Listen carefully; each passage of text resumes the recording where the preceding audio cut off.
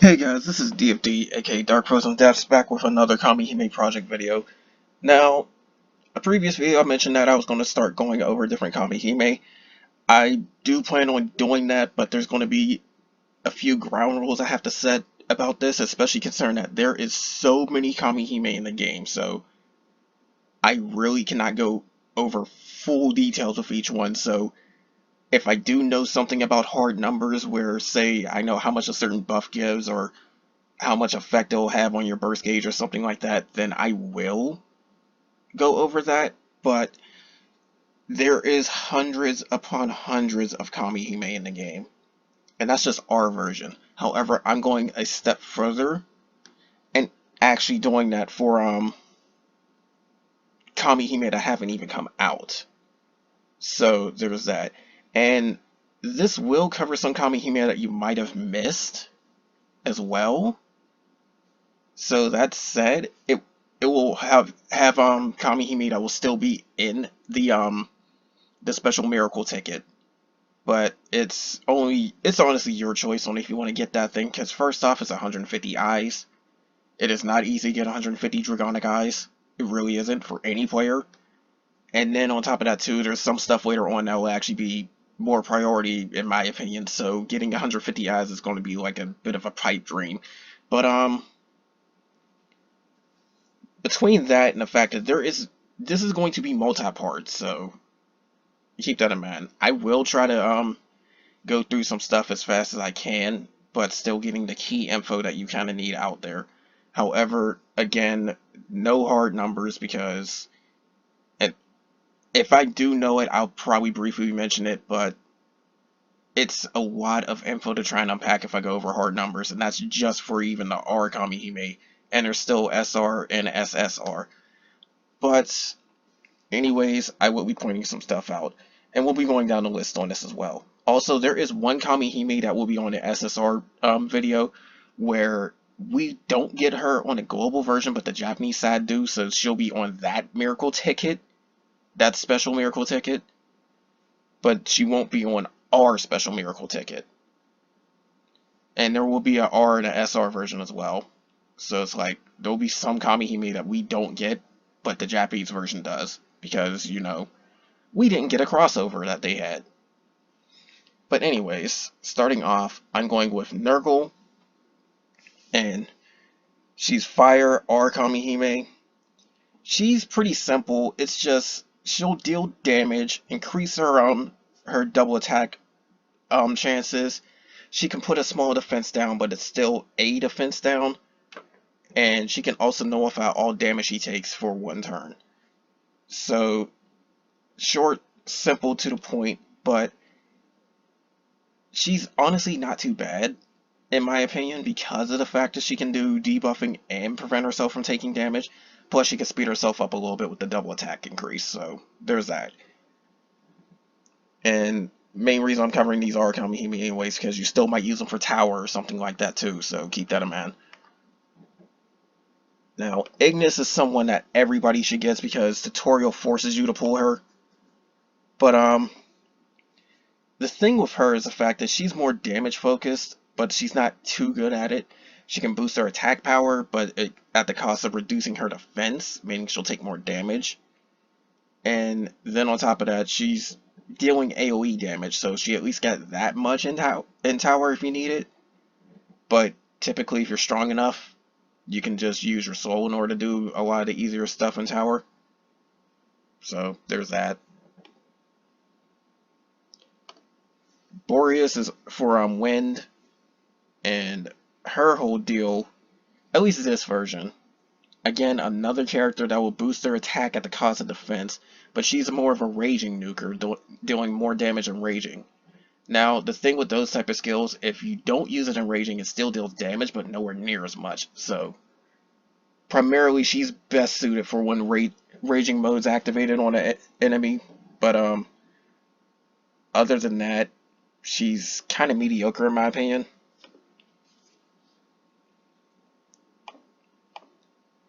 Now, next up would be Perun, and well, Google Translate's taking a little bit of time to trying to load up. I don't know why. But I do know for there we go. I do know for a fact that she could get some use because of this one simple thing. Now, the weaker part of her, she deals damage to one enemy, but it's an okay multiplier, I guess. 3.5 is, at least for our Kamihime, is kind of decent. But one turn, she'll put an AoE damage cut for 25%. Now, that is where she has some use because if you're starting off with a Thunder team, she can actually work as like a mini damage cut for that. So, say you don't have any of the strong cutters or wall protectors like Marduk or Raiko, and you don't have somebody like Rom, she can still be a bit of damage reduction when used, right? So, she's got some use for that one.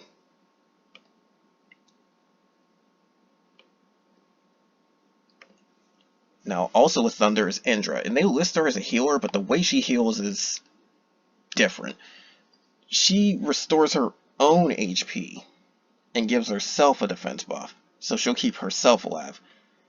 Where she's really used is her AoE debuff removal, which essentially acts like a second Maiden's Prayer that Vivian has, which is the weakest of the healer souls. That's all she's really good for, if you ask me, is the debuff removal. So if you happen to need that, then she could be a way to do it, but there's stronger Kamihime that are capable of that one, so it's just something to put out there. Now Baphomet, she's on fire. In my personal opinion, she's actually a little bit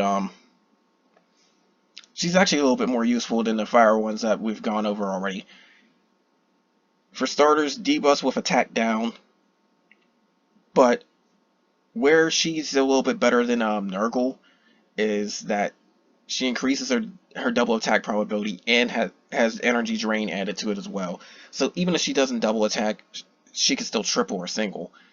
She'll get some of her HP back and keep herself alive a bit. So the thing with Nurgle is the fact that she can prevent all damage to herself, but it's only for one turn, and then you gotta go on cooldown.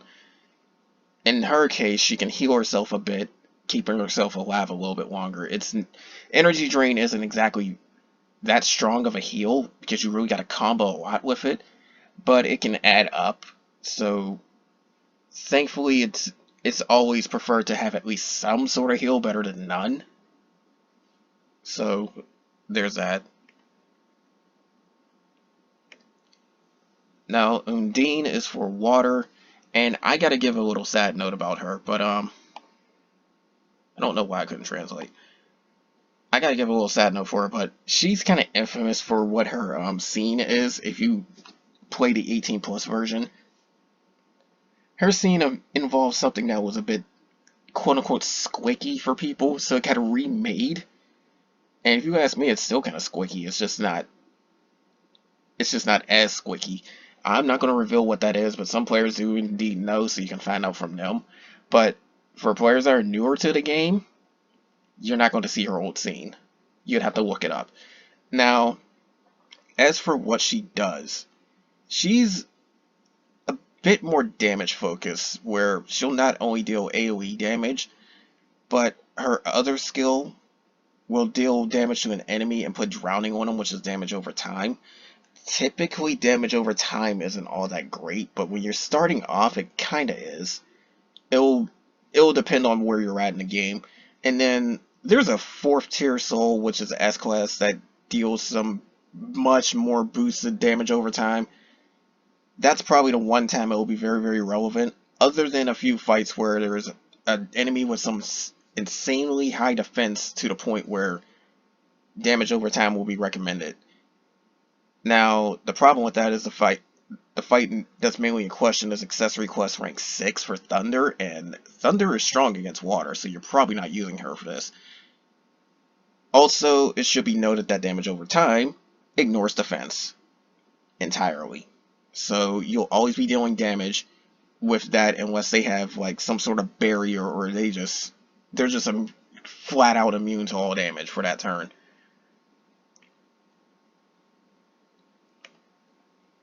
Now Zephyrus is a wind Kamihime that I actually like using in the early game because of a few things. For starters, she's an R healer, an R rarity healer. It is not that great of a heal, but the fact that you have access to a healer that easily can still at least prolong your survivability in fights, especially since Win has quite a few Kamihime capable of survivability. She will also put an attack down that's in C frame. Now, with the debuffs that are like attack and defense, and then like combo rate, stuff like that, the debuffs that affect stats come in multiple frames. There is A frame, which is pretty common, B frame, which is typically paired with something else. Like I have seen B frame attack down and defense down. There's I think a B frame combo one as well. But B frame's typically paired with something else. C frame tends to be a little bit rare. There's supposedly a D frame, but I think that still falls under Eidolon and Soul frame because that's what soul weapons tend to go towards. Then there's a stackable frame. And as it's implied, you can keep recasting in a stackable frame in order to get more effect out of that. If it's in a different frame, it stacks with other ones. So that's what kind of makes her attack down a little bit useful because it's in a rare C frame, which will stack with other attack downs. So she's actually quite useful in the early game if you happen to get her. So I gotta point that out.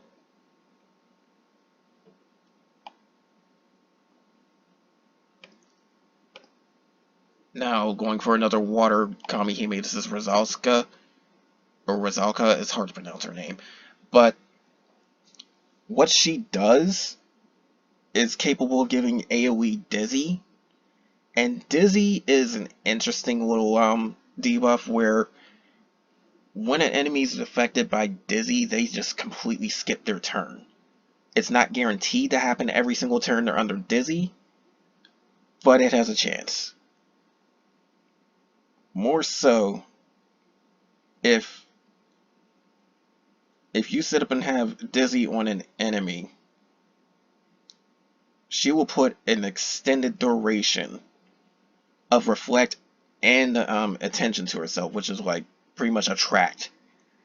Now, the deal with this is the fact that Reflect, I do believe, is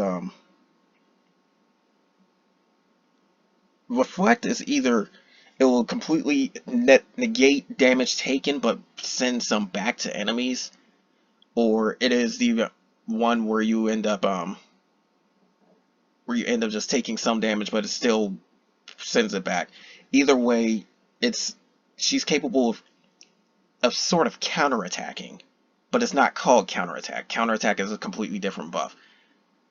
Now, the fact that she can also draw attention to herself means this is more likely to happen. So, either way, she's capable of sending damage back to enemies, and that can be useful in some cases if she can survive. So, there's that. And then she's also capable of delaying the turn. But the counter to that is if a turn is completely skipped, then that reflect and attention draw is basically pointless. Because you're literally not seeing the enemy take any action whatsoever. They're just stuck being dizzy, and that makes the reflect useless because you got to get hit in order for the damage to get sent back. So there's that. Now Orpheus, I did use a bit even now for some types of setups, and the deal with her is the fact that she gives what's called illusion, and that's dizzy, I do believe. So it's another one case of like Google translates weird on this website, but I do believe it is dizzy, and she is capable of just making enemies waste turns. What I tend to use her for in some cases is the ability damage boost, because the fact that ability damage can get buffed, and it will make someone like, say, Solomon or later on Medea do even more damage. The reason why I say I use her even to now is the fact that sometimes there are missions where you need our Kamihime, and granted, I'm now at a point where my light team does not need any our Kamihime to help out the soul, but it's still more damage output towards Medea, who I tend to use for that. So it's giving you a little bit of buff for that one.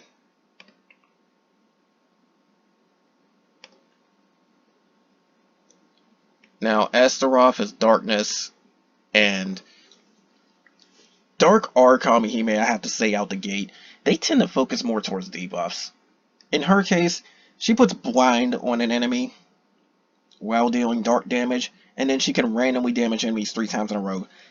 That could be used for an okay amount of single target damage, and then the fact that she can put blind also increases the chances that you won't take damage, because when an enemy does a normal hit and they're under blind status, or even yourself, there's a chance that it will just completely miss the target and just not deal any damage. So it's kind of niche, but she's not too bad.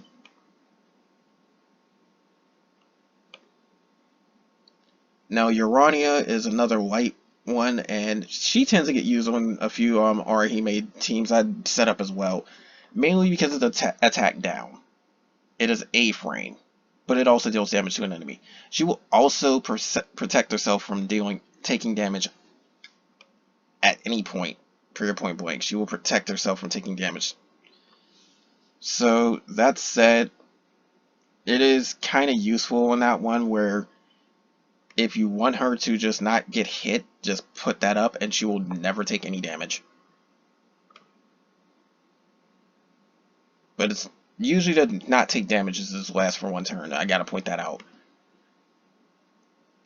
Now Mephistopheles, again, darkness, and they tend to put debuffs on enemies. In her case, she puts poison and it says corruption on this, but I think that's putrefy on our version. So that said, she's more about the damage over time, but she can still single target damage as well. So that's basically her whole gimmick. It's so-so, I guess, but damage over time is generally a case of like you almost always skip that.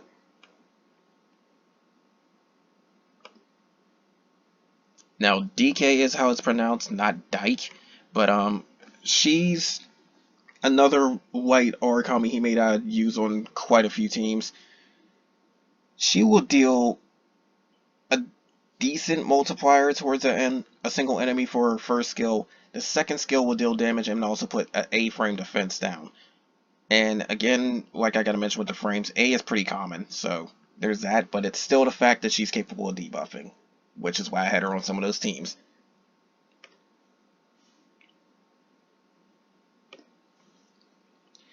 Now, Kushinada is a water one, and she's actually kind of interesting. I've even used her in one, well, it's not really recent, but one video where I did Epic Quest, and there's one reason why I used her. She works in tandem with another water Origami Hime I'll get to later, but she can single target recover some HP, and at the start of the game, like early on, 1200 heal is actually pretty strong. Like, there's not too many that can 1200 heal, but it's only towards one character. But the thing that happens is where she'll protect all allies. The protect skill means that if there's any like single target or random hit damage, not AoE, but if it's like single target or random hit, she'll step in front of everybody else and take all the damage. Now, you'll get what I mean about using her in tandem with another water or Kamihime later on. But keep that in mind.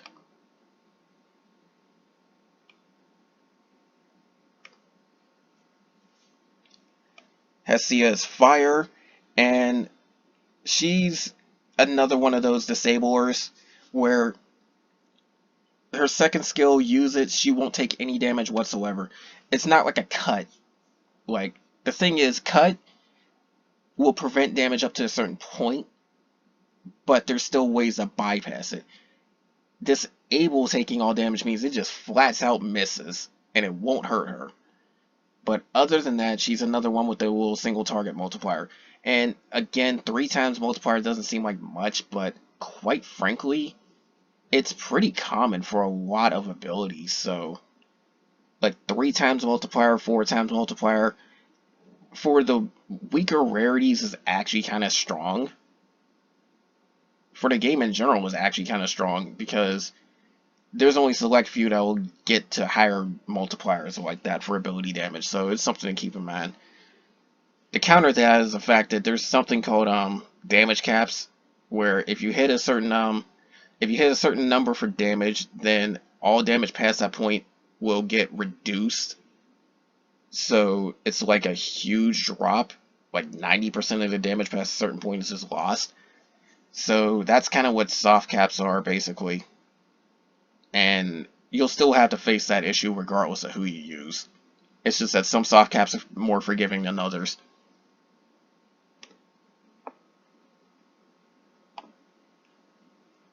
Now, Aspara is a war. I don't know why I said that, but she's a water or Kamihime. That's what I meant to say. Another one that's got that little up to 3 times multiplier, but she ups her own attack and can stack it, which means she will start stacking assault buffs. Now, remember I said stackable multiplier, like stackable frame for buffs and debuffs. The interesting thing with stacking frames, they will not overwrite each other even if you put some other stuff in there. So you could possibly do some crazy yet niche setups with stackable frame, but it tends to need AoE since this one's to herself. So there's that. But with a good setup, you can get like maybe 3 stacks on her. Sometimes 4 depending on the characters that you use along with her.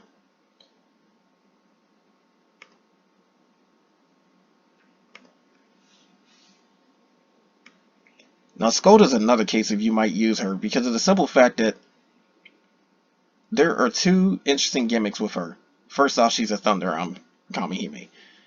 She will deal thunder damage to somebody and also recover her HP. Now, that's something to know. And the recovery is not AoE, I believe. I think it's just single target. But the fact that she can deal damage and heal is an interesting little application. Now, another case of where you might actually use her is the fact that she can increase the item drop rate by 1 stack, I do believe. But it's still capable of increasing item drop rate.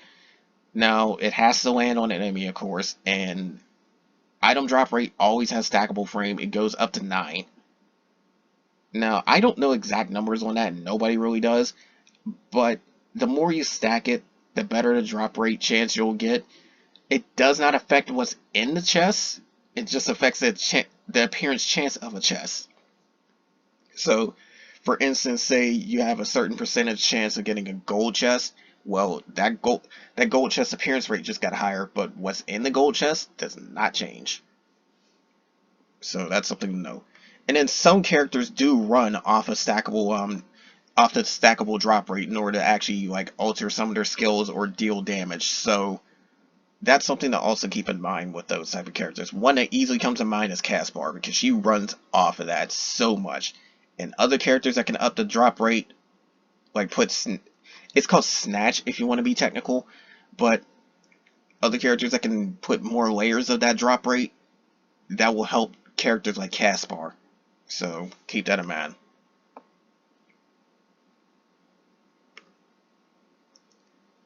Now, Inanna is someone that I tend to just not really care too much about.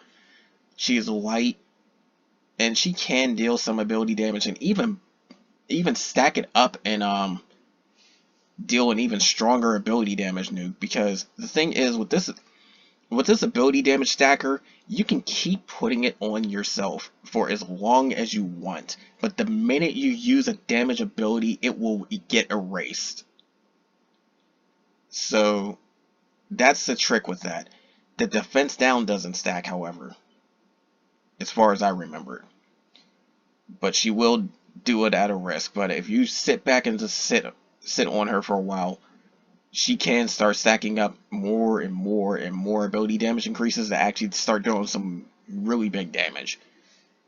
It's just, generally, you want to end a fight as quickly as possible, so you probably won't end up using something like that. Especially since this other Kamihime is a little bit better in my opinion. Now, Puck was another one that I was using for a little while until I got some better wind Kamihime. But in her case, she grants a short 2-turn rampage to one ally, and then she can also give herself stealth. Stealth is like the opposite of that attract skill that the one Kamihime had, where it increases the chances that enemies will not target her. So there's that. And as for rampage, or as they call it, a runaway on Japanese, rampage acts as what is considered a technical buff. Technical increases the damage of your normal attacks. Now, this doesn't increase the soft cap. Rampaging never does. And also, rampaging has the drawback of preventing any ability or burst use on any character that's affected by rampage, except for a certain few that have a special skill that gets past that. And there's very few characters that actually can act during rampage. Now, that said, it's a bit of a double-edged sword, but a 2-turn rampage is generally considered good because it's short and to the point. Not to mention, it doesn't screw up burst cycles too much because burst damage is literally considered the best in the game unless you can get a crap ton of technical, and this is not a method of getting crap tons of technical. Now, that said, she can start spiking your normal attack damage a little bit early on, so it's only a one ally though. If it was AoE, it would be a lot better.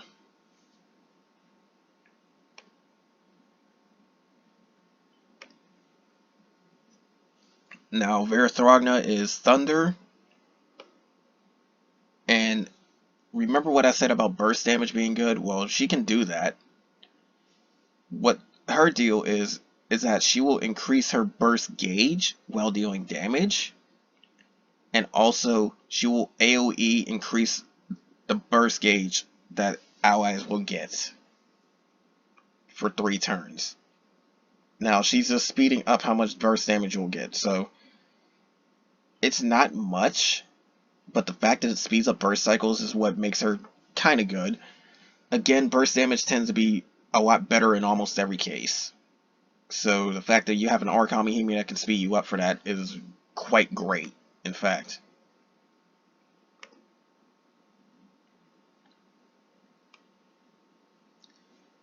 Circe is a water character I use a few times for water R teams. But her whole deal is that she will put Dizzy on an enemy, but any enemy that isn't affected by any debuff, she will deal 5 times water damage. So she can get a reasonably good amount of damage out the gate when you're starting early off, and it can hit somewhat hard. However, you cannot have any abnormal states on the enemy. So if there's any debuffs, it's going to be weaker, much weaker. She's one of the ones where you got to use her out the gate in order to really get anything, and then put the debuff.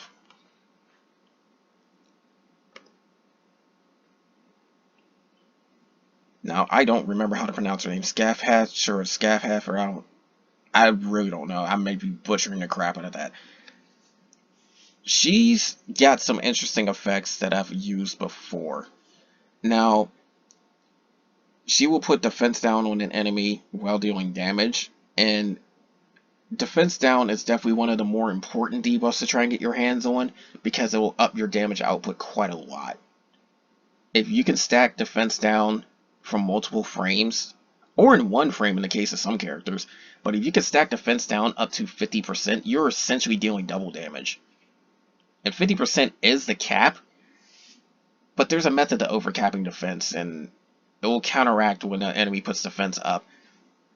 It's a weird concept, but mainly defense down is one of the better ones to go after, and then attack down. There's also elemental versions of that later on that some characters can do, but I'll cover that when I get to it.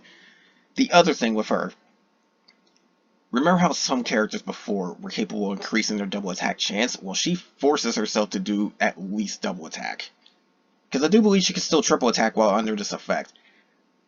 But the fact that you can guarantee a combo from her for a few turns makes her a little bit fast on the burst gauge field, because when you combo in a turn, you gain more burst gauge than normal. So it's like, if you would do 1 hit, it would be 10 burst gauge. If you do 2 hits, it would be 20. And if you do 3 hits, it will be 30. The sooner you can build up the burst gauge, the better. And she can do that a little bit towards herself, though.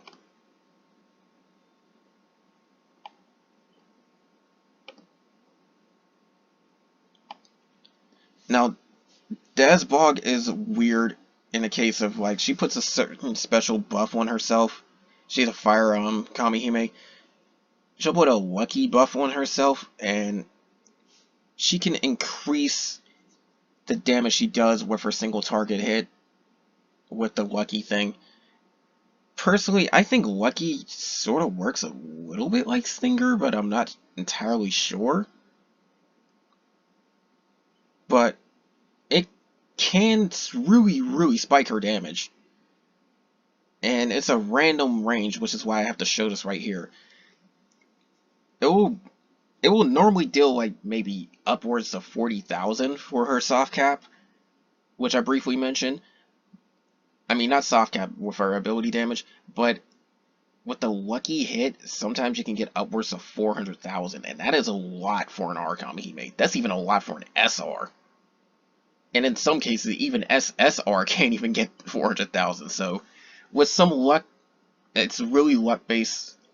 She can deal quite a lot of surprising damage. So, in Tower, when you want to try and deal as much damage as possible to like reduce your turn counts, and you happen to have her for a fire team, she may or may not help you. It all depends on the luck of the draw for that one.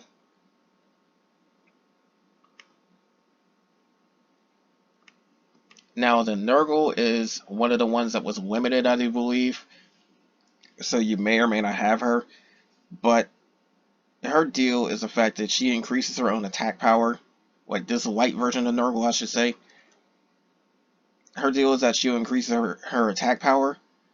And still has that little damage nullification, but she can also increase her combo rate. So she's not too much change from the other version. It's just that she focused more on her own offensive capabilities rather than reducing the enemy's defensive capability. So she's more towards herself instead of the whole team.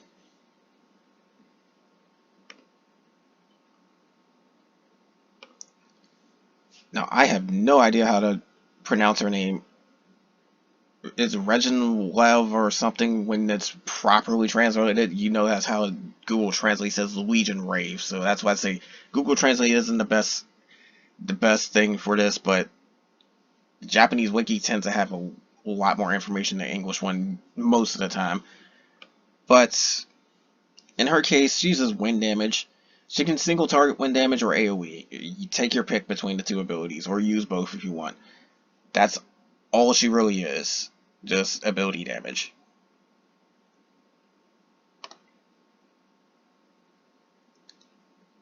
Now, Nebrius or Nebris, it's hard to pronounce her name too. There is an interesting effect with her. Now, the first skill is Putrefy and deals dark damage. The second skill is where it's interesting. On you, it's a 3-turn zombie. On enemies, it's a 3-minute zombie. But what zombie does is turn all healing into damage. And in fights where enemies can heal, especially if you're not keeping up with the damage to counteract the heals, she could be an asset for you. That makes her pretty niche. But as far as I know, she is literally the only Kamihime in the game that can put zombie on enemies. As far as I know. So that's something to consider, even in later fights, because if you're not strong enough to counteract the heal, this can be a second option. Now, a Tohime. This is where things get a little bit interesting with some of the Kamihime when you set up certain things, because remember how I said that with Kushinada, she works in tandem with another Hime? This is a Hime. Now, one ability will increase the fire resistance of all allies, which is what I used for that one epic quest. However, this is where things happen. If she can put damage nullification, like she'll cut all damage, it won't flat out ignore damage entirely if you can get cut bypassed, but she will put a damage cut of 100% on any one ally of your choosing. Keep in mind, Kushinada can redirect all single target damage or random damage to herself for a turn. So you can combine this cut that only works for one turn, or one time the damage is taken from an ally, to Kusanada. When you do that, that in turn will nullify all single target hits or random damage for that one turn. It is a very powerful combination to actually pull off. It takes two Kamihime to do it, but done right, it is quite useful. Again, I've done an Epic Quest video that, if anybody's curious and you're watching this video, just ask. I will link that video in the comments or as a reply. But yeah, used correctly with Kusanada, they can end up nullifying anything that is not AoE just for one turn.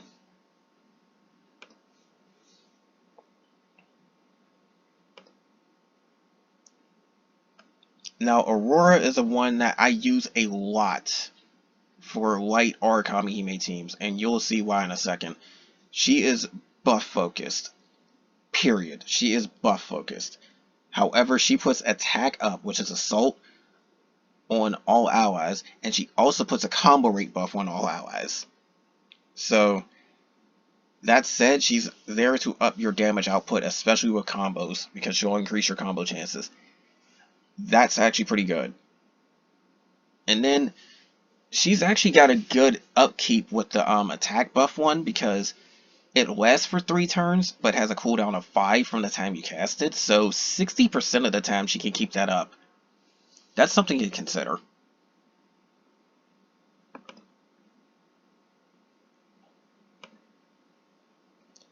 Now, the Gon is another water Origami Hime I tend to use quite a bit, because this is where things get a little bit technical. Now, she has mode gauge reduction for the first skill, and what that is, whenever an enemy is enraging, she will directly reduce the rage bar by a certain percentage. Now, the percentage is still based on how much raging the enemy has, but it is quite useful for speeding up the drain of the rage meter, because sometimes a fight is much more dangerous if an enemy is raging. Also, she will deal water damage to an enemy, but also remove a charge turn off of them. Now, enemies usually have a meter where they get an orb after doing certain actions or after just taking a turn. Now, this will remove one of those orbs and delay the overdrive or the burst, as the official name is, from that enemy. And typically bursts are based on whatever mode they're in. If they're in stun, they won't even gain any orbs. But this can help delay or even flat out prevent a very dangerous attack from going off. Because some enemies do have triggers where if you're in a certain state or they're in a certain state, then once their orbs is full, they can pull off some really insane damage. I tend to see it quite a bit with the Guardian fights. But this can delay that. In fact, it may even have some potential use in later Guardian fights if you still don't have enough SSR Kamihime to round out the team. You could put her to be another orb drain. Like, there is some potential with her. I'm not saying she's top tier, because for starters, I don't say any R Kamihime or SR is top tier. All the top tiers are SSR. But there are some interesting applications you can do with her, so that's something to consider. Now, Rakshasa is a fire Kamihime. What she does is random damage and also gives herself counterattack. Now, this counterattack is a buff that raises attack power the lower her HP is. That's why I said that counterattack doesn't necessarily mean you're sending damage back. Counterattack is a buff that is essentially pride effect. Because pride and counterattack both increase damage that you deal. As in, it boosts your assault the lower your HP is. It still has an effect even if her HP is full, but it works better when her HP is low. And the random times damage can actually rack up quite a bit if you single target one. So if there's like one enemy in a fight and you do random damage can actually rack up, especially with her her ability to boost her attack power when her HP is low. So In some cases, she actually could pull off some surprising damage. She can come out of nowhere with some damage. It just depends on how weakened she is.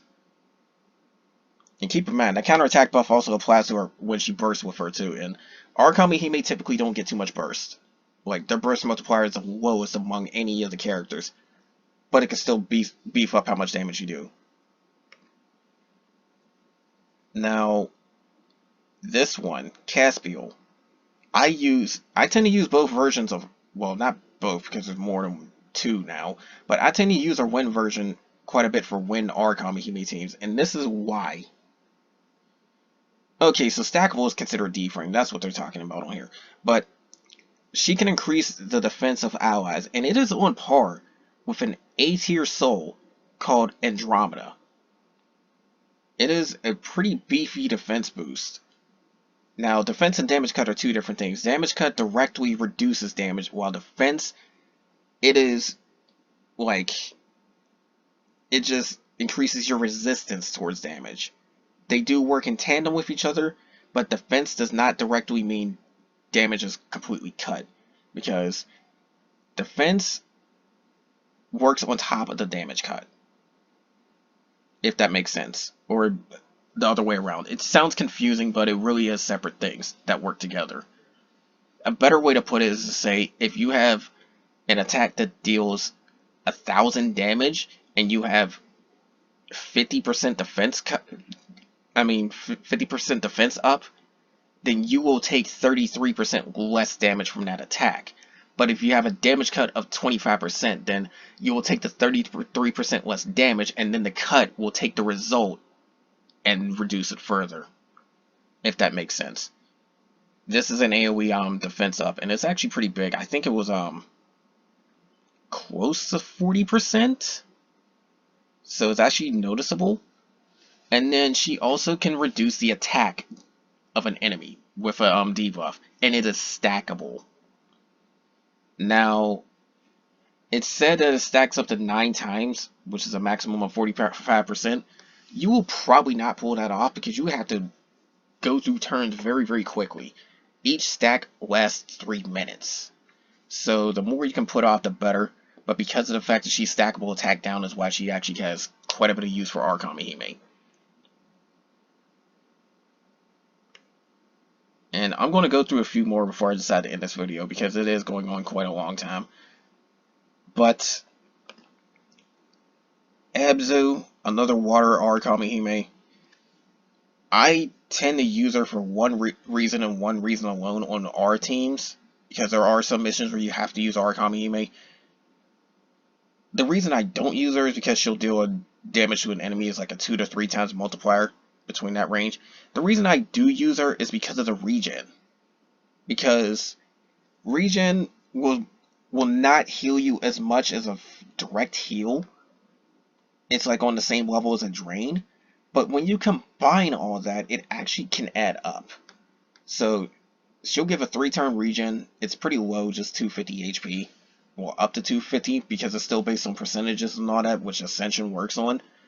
But keep in mind, you could put a regen up from her, then get some other means in order to get drained, and then also have a direct heal. Because you're given Nikke, who's an SR Kamihime who can heal. You're always given a water healer. So you can combine that to get quite a bit of HP back. It's a little bit niche, but you gotta keep that in mind. Now, a Pep, as she's known on our version,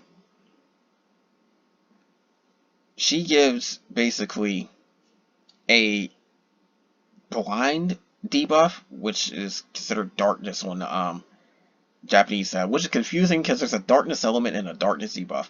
But blind, I've already gone over that one before. A chance for the normal hit to just completely miss you. As for the second skill, she recovers her own HP but while buffing her attack and defense, so it gives her a little bit more survivability while giving her some recovery. That is literally the only reason I use her for the R Dark teams.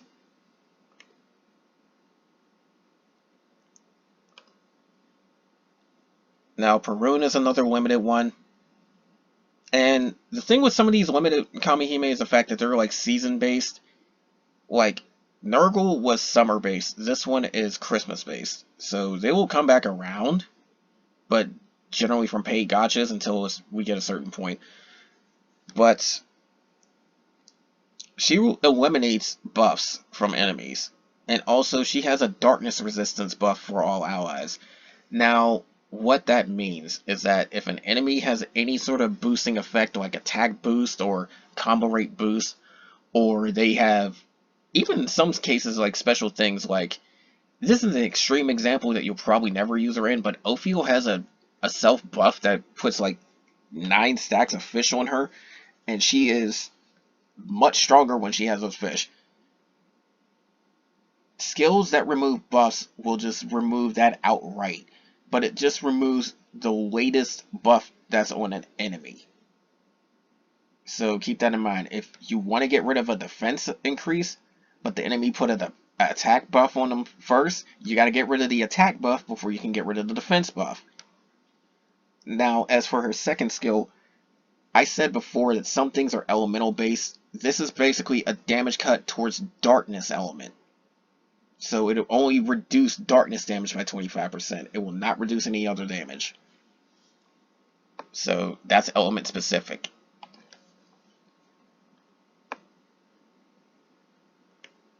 Now, Cherubim, she is Thunder.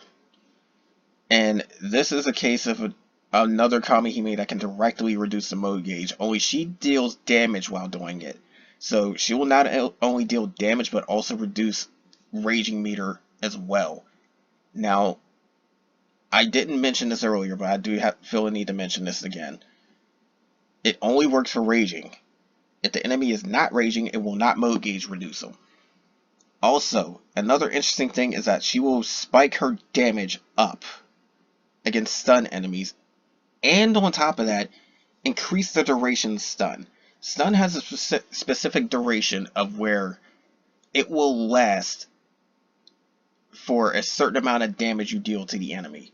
This increases the damage they need to take before they get knocked out of stun. So there's that, and it still spikes how much damage she will deal towards stun enemies. The damage spikes is generally pretty large. In fact, a lot of stun buffs will allow you to deal damage to where you can actually hit soft caps. But it only works for stun enemies, and then the fact that you're dealing increased damage for stun enemies means they will not be in stun much longer after doing stuff like that. So, that said, it's situational on how you use her, but she isn't bad, if you ask me. There's just better in the game. Because, of course, again, our Kamihime tend to be bottom of the list, but it doesn't mean they're useless.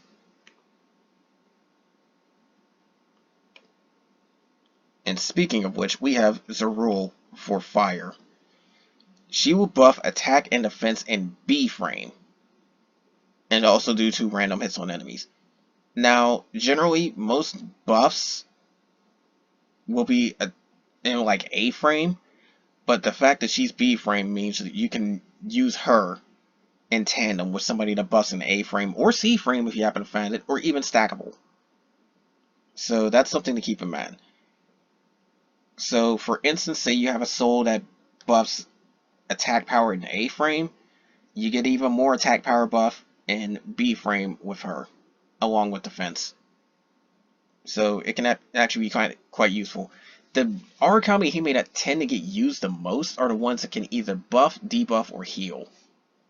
And typically the heal is for status effects instead of like direct HP heal. But some got a decent direct HP heal, as we'll get to much later on, but that's going to be in another video. Because speaking of which, this is going to be the last Kamihime I cover in this part of the video. Like in this part of the series, and it's going to be a long series, trust me guys. But we have Konohana Sakuya. And reason why she was actually quite useful for Fire R teams is because of these 2 skills. She is B-frame debuffing for attack and defense on enemies. And it is quite a large debuff. It is on the par of I mentioned Caspar. There's a weaker version of Caspar in eight class souls, which would be D'Artagnan. For a single enemy, but it has a long cooldown of 10 turns. But for a single enemy, it is 20% B frame. So it is on par with an A class soul with debuffing. Her HP recovery is very small though. It's only like 500, but it's all allies. What makes that stand out is the fact that Fire does not have too many characters that can heal. So she's quite useful for Fire R teams. But there is a stronger version of her among the SR. But I do remember that was limited, I think. But anyways, that's all for this video. Again, it's already quite long, and look at how many Kamihime I covered. I even tried to be quick about it because I went through all of these up here. But let's go back to where I was at for Kushinada, or I'm not, Konohanasakia. Like, everybody on this page from, like, you see the top Kamihime right there, who's Volthoom, who's going to be the first of the next video. I got all of these. All of these. And this is just the R Kamihime. There are still SR and SSR. This is why I said that this is going to be long, and this is going to be multi-part. So, anybody that's sitting here and watch this entire video, you have a lot along the way. A lot. And I didn't even get into some of the really, really good R Kamihime as well. So, that said, this is the first of many parts. I don't know how many more there are going to be. But I'm ending a video here because it's almost an hour. And I'm trying to keep each and every last part under an hour. But there is going to be quite a lot. And naturally, I make playlists out of this stuff, guys. There's plenty of other guides I've done. I've already done Souls. But I'm going to have to redo it for when they get buffed. Because a lot of them got buffed and got stronger for S-Class. I've already done it for Souls. I need to go back and kind of do it again for Eidolons. But to an extent, because some Eidolons got Final Break, and in other cases, new Eidolons got added to the game. But there's that, and I didn't even cover the event Eidolons, but quite frankly, you're not getting a lot of the event Eidolons unless, for some stroke of luck, the event comes back again. But there's that. I've done guides on accessories, I've done guides on raids. There's quite a lot of guides I've done, guys. It's in a big massive playlist of Kamihime guides, but this one I will specifically put in its own playlist along with the guide playlist. Or I could just keep it in its own separate playlist for right now. That's probably what I'll do. And if people want me to add it to the other guides, then so be it. But I will try to keep Kamihime in its own separate playlist. So there's that. But anyways, that's all for now, guys. More of this will definitely come soon, starting with Volthoom. And I am going through the R Kamihime before the SR. I'm going through the SR before the SSR. Because I am specifically doing that because of the fact that the R and the SR get overlooked quite a bit. Especially in the case that you will probably use them in Tower. You will probably use them in Tower. Because you can't always use your SSR in Tower. And even with changes later on, to be a little bit more lenient with character use, you're still probably going to use some R or SR Kamihime. So, that's said. And then there is always the R Kamihime missions. For both Guild Order and events, there is always a mission where you need R Kamihime. So that's where these guys will kick in. Because you cannot have a single SR or SSR on your team, even if you put them in sub slots. If it says R Kamihime, don't use any other rarity. But again, that's all for this. More of this will come soon. And again, first of many parts. This is going to be a long project, guys. So I'm going to try and show out one of these videos at least a few per week. Preferably one per day, but I may not get around to it. But I'm going to try and squeeze all these out as much as possible before they start trying to add more Kamihime later on. And I'll just update it as it goes. But anyways, again, that's all for now. More to come soon, and take care.